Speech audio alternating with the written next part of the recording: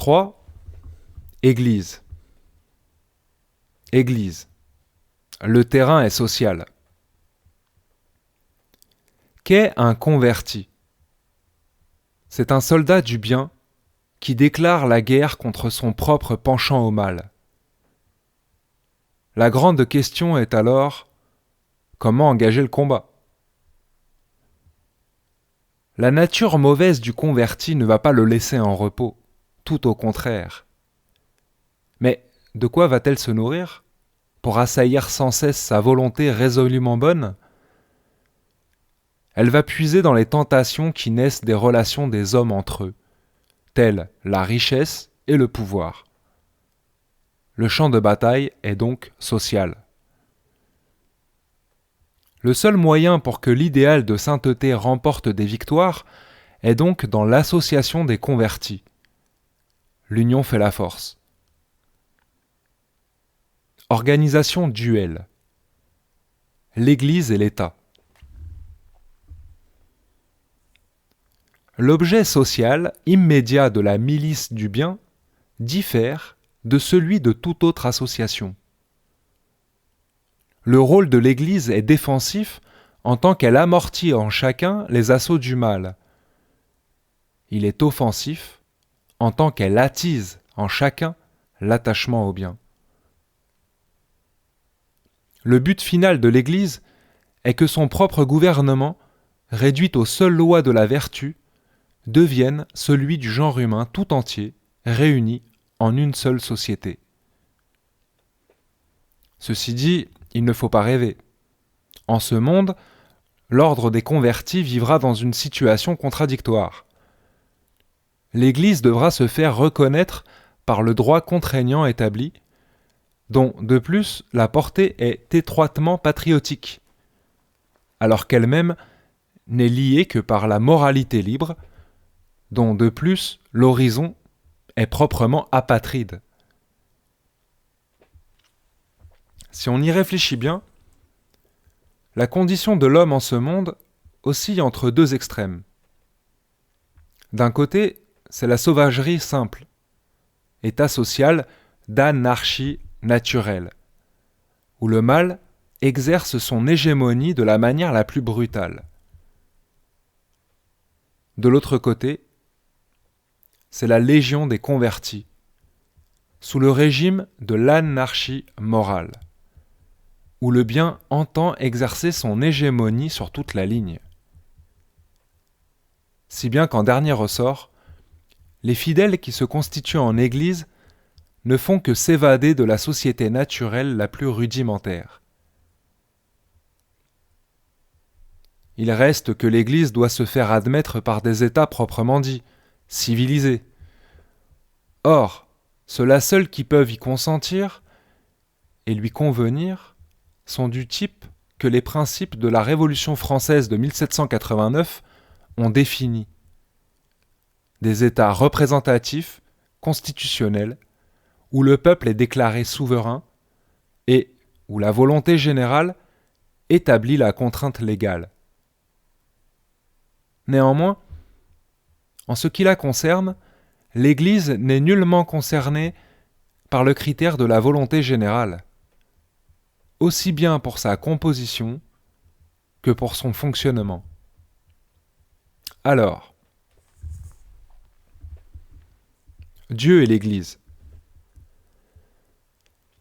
Toute association a besoin de lois. Qui en donnera aux convertis associés ? Ce ne peut être que la volonté suprême, c'est-à-dire Dieu. Comment la volonté divine peut-elle régir la conduite des fidèles de l'Église ? Tous les devoirs que s'imposent les convertis, il se les donne comme étant des commandements de Dieu lui-même. Chacun des fidèles procède à la mise en œuvre des maximes qu'il a adoptées, sachant que Dieu en est le témoin intime. Enfin, chacun est persuadé que Dieu rendra à chacun selon ses œuvres. C'est ainsi que Dieu s'affirme comme le souverain moral du monde, et que se constitue chez les mortels un authentique peuple de Dieu. Voilà donc l'Église parfaite fondée. Mais notons bien la dualité interne qu'elle comporte en l'état présent. D'une part, le corps des convertis se donne l'idéal du cœur des agréés de l'autre monde, c'est l'Église invisible. D'autre part, la communauté des fidèles de ce monde veille à se développer à l'image de cet idéal. Telle est l'Église visible. Les signes qui forment système, qui attestent que l'Église visible est vraiment l'Église parfaite, sont les suivants. Elle est une, c'est-à-dire catholique, au sens étymologique, en tant que totalement subordonnée à l'Église invisible. Elle est sainte, c'est-à-dire orthodoxe, en tant que son dogme ne relève que de motifs moraux. Elle est libre, en tant que son recrutement et son attitude vis-à-vis de l'environnement soumis au droit public prouvent que son royaume n'est pas de ce monde. Elle est immuable, en tant que ses statuts fondamentaux ne dérivent que de la seule loi du devoir, à laquelle chacun de ses membres se soumet. Quelle métamorphose l'Église parfaite va provoquer dans la vie religieuse ? C'en est fait de la vieille division confessionnelle. Adieu tout à la fois à la superstition et au fanatisme. Terminer l'oppression que subissait la religion de la part du sabre, du coupillon et du veau d'or. Moi.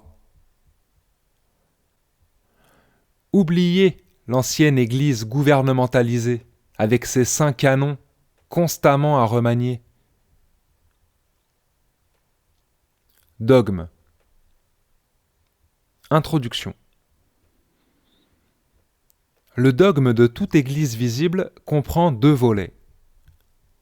D'une part, il y a une croyance d'Église, au sens étroit de l'expression, qui fait état d'une tradition née dans le temps de ce monde, dont des obligations contraignantes s'ensuivent. D'autre part, il y a une croyance religieuse, proprement dite, purement morale, et qui ne découle donc que de la partie pure de la faculté de la raison correspondante. Croyance d'Église. Un livre consacré par le respect public lui est nécessaire. Ce dépositaire de la doctrine est appelé Saintes Écritures. L'Église parfaite admet cet ouvrage à deux conditions. Dans ce livre, on ne doit retenir pour inspirer que ce qui ne s'oppose pas à la foi morale. La lettre tue, mais l'esprit vivifie. 1 Corinthiens, chapitre 3, verset 6. La liberté des vrais croyants est entière vis-à-vis des Écritures. L'Esprit souffle où il veut. Jean, chapitre 3, verset 8. L'interprétation morale des Écritures pourra paraître tirée par les cheveux parfois. Peu importe. Il faut systématiquement s'y résoudre.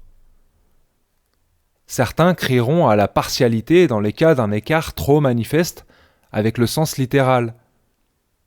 La question n'est pas là, mais elle est d'admettre ou non si la faculté morale de la raison est autorisée à se faire juge en la matière.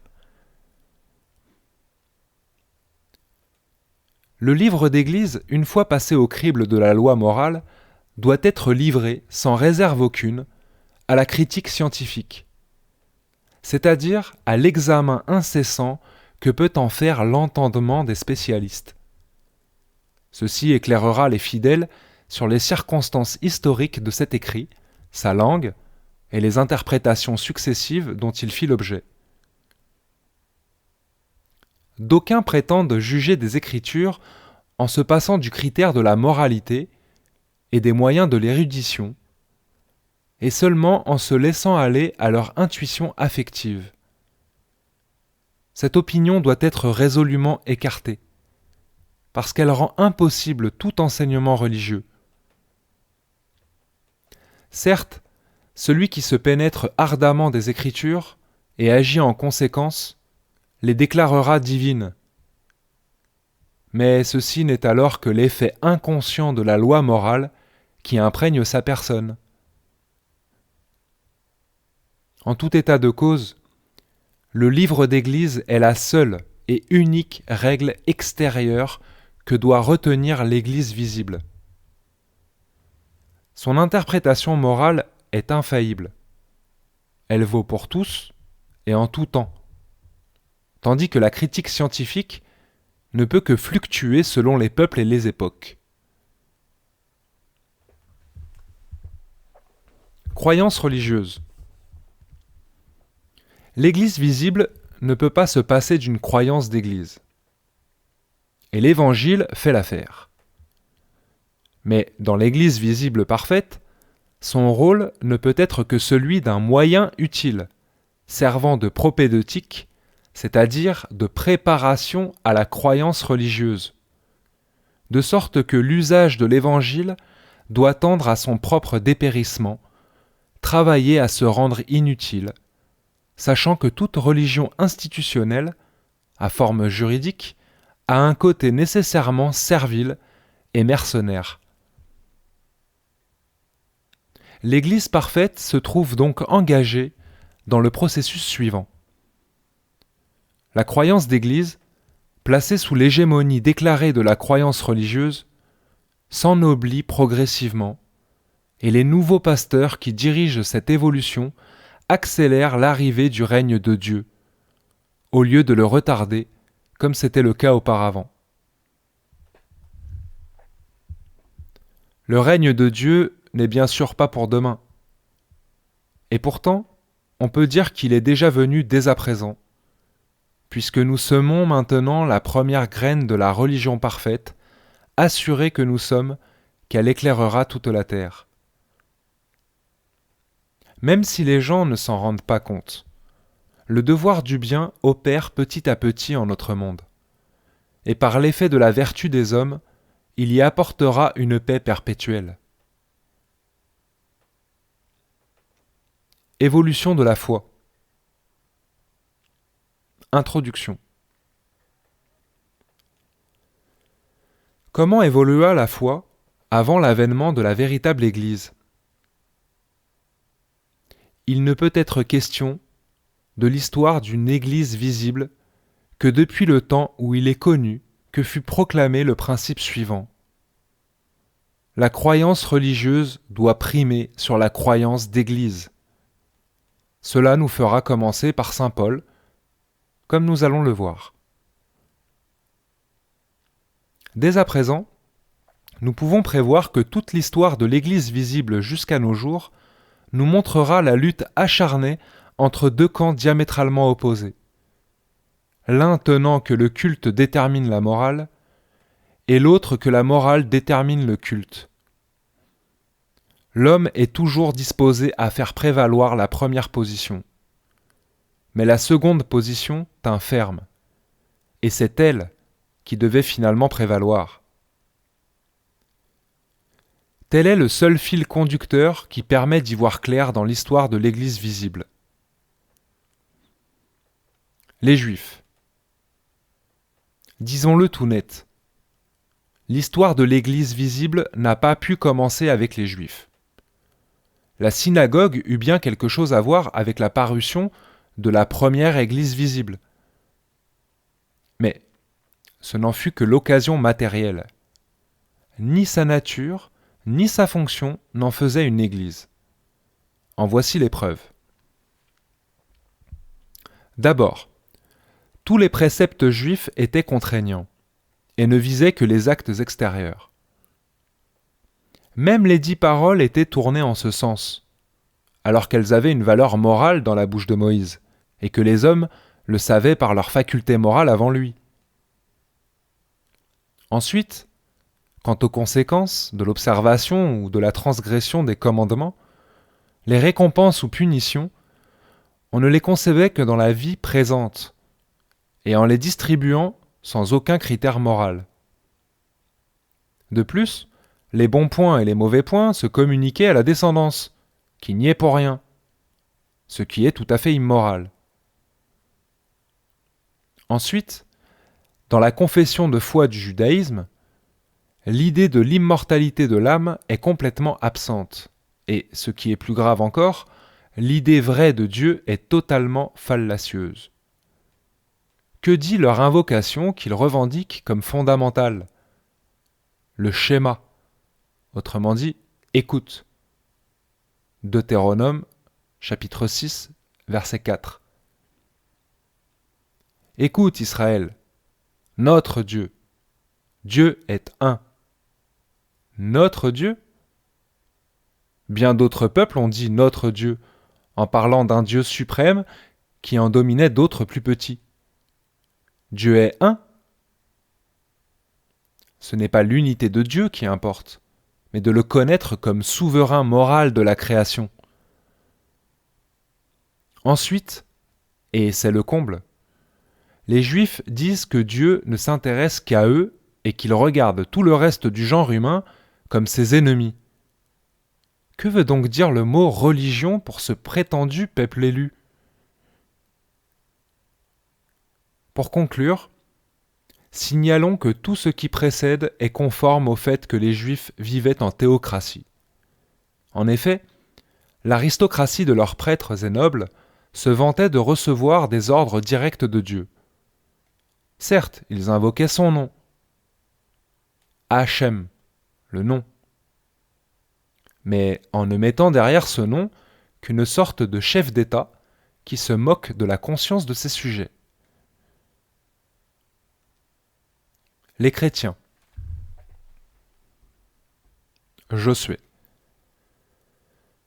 C'est bien avec Josué qu'il faut commencer l'histoire d'une Église visible, puisque l'Évangile y expose son message comme directement contraire à la conception juive. On dit que Josué vécut de -6 à +30. Ricciotti, 1954. Que dit Josué ? À bas la croyance servile se réduisant à des actes extérieurs, des cérémonies, des sacrifices et des formules récitées. C'est la foi qui sauve, émanant de la moralité et traduite dans une conduite qui ne vaut que par l'intention qui la motive. On voit bien que Josué prêchait l'hégémonie nécessaire de la croyance religieuse sur la croyance d'Église. En vérité, la doctrine de l'Évangile n'a pas besoin de la manifestation d'un Josué dans le temps de ce monde. Mais admettons cette hypothèse. Alors il est logique qu'on doive envelopper un tel événement de miracles et de mystères. Seulement, la réalité de ces choses relève entièrement de la critique scientifique. Par suite, les savants exigent pour commencer le témoignage d'écrivains contemporains de Josué et des apôtres concernant ces événements, et non suspects d'appartenance au parti des apologistes. Ensuite, ils doivent découvrir un accord constant de la critique au cours des siècles sur la question en cause.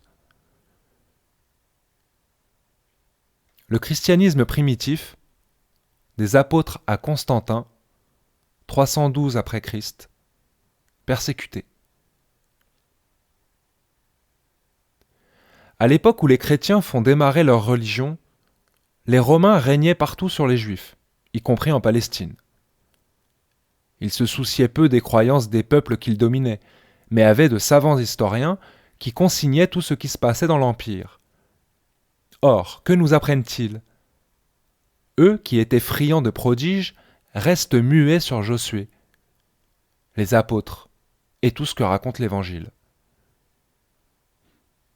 C'est seulement à propos de l'incendie de Rome, en 64 après Christ, 35 ans après la mort supposée de Josué, que le mot même de chrétien est prononcé. Et bien plus tard, on trouve encore peu de choses. Tacite, 55 à 120, dans ses Annales, signale en passant l'exécrable superstition de ceux que le bas peuple appelait chrétiens. Suétone, 69-125, son contemporain, parle dans ses 12 Césars des supplices infligés aux chrétiens. Cette espèce de gens imbus d'une superstition récente et malfaisante. Certes, mais plus tard encore, le christianisme pénétra dans toutes les classes sociales. Ainsi, vers 200, Tertullien dit aux Romains : « Nous ne sommes que d'hier et déjà nous remplissons le monde, ne vous laissant que vos temples. Mais, et c'est ce qui compte, les adeptes du christianisme étaient-ils moralement meilleurs que les fidèles de Zeus ? Nous l'ignorons faute de documents. En tout cas, nous savons très bien que ceux qui se prévalurent du christianisme par la suite ne nous le rendent pas du tout recommandable au titre de la moralité. Le christianisme dominant, depuis Constantin, impérial puis papal. Notez que Kant esquive la réforme et ses suites dans les temps modernes. Note. Avec la victoire, la première chose que le christianisme met au monde, avec le célibat déclaré saint, c'est le pullulement d'ermites et de moines, anachorètes et cénobites, exaltés et complètement inutiles à la société. Et l'on a avec cela des miracles à tour de bras qui abrutissent le peuple de superstition. Par ailleurs, la hiérarchie cléricale, empreinte du dogmatisme le plus grossier, divise les fidèles en partis acharnés à propos de symboles de foi, credo, qu'on annule d'ailleurs à la première occasion pour les remplacer par d'autres qui ne tarderont pas à avoir le même sort. D'abord donc, en 312, on eut les Grecs, Constantin et ses successeurs. Résultat, les conflits portant sur le droit canon et les querelles de moines firent de l'Empire la proie des barbares. Ensuite, en 740, on eut les Latins. Charlemagne, seul roi en 771, et ses successeurs.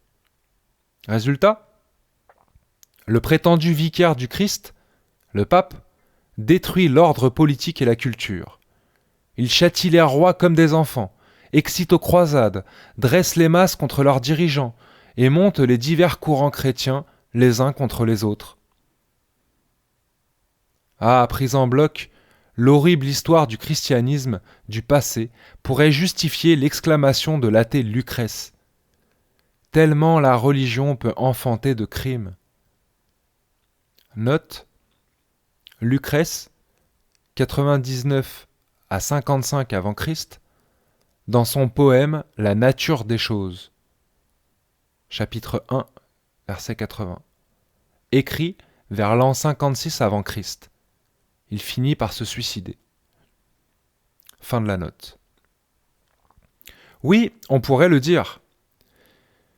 Mais seulement si on oubliait qu'à sa naissance, le christianisme formulait le principe que la foi religieuse doit commander à la foi d'Église.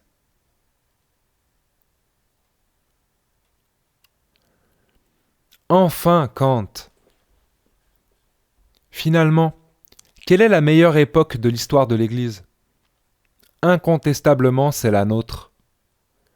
Parce que la domination de la croyance d'Église est totalement discréditée. Et parce qu'un germe de la croyance religieuse est maintenant déposé, tout à fait officiellement, quant à sa fonction. Dès lors, il ne suffit plus que ce germe se développe librement pour que l'Église parfaite, tant attendue, se constitue, expression visible d'un règne invisible de Dieu en ce monde. Jamais jusqu'à présent, on avait tranché radicalement entre la croyance religieuse et celle d'Église. Il le fallait de nos jours, en ce temps où la raison trouve définitivement insupportable l'ancienne théologie subordonnée à des considérations tirées du temps de ce monde.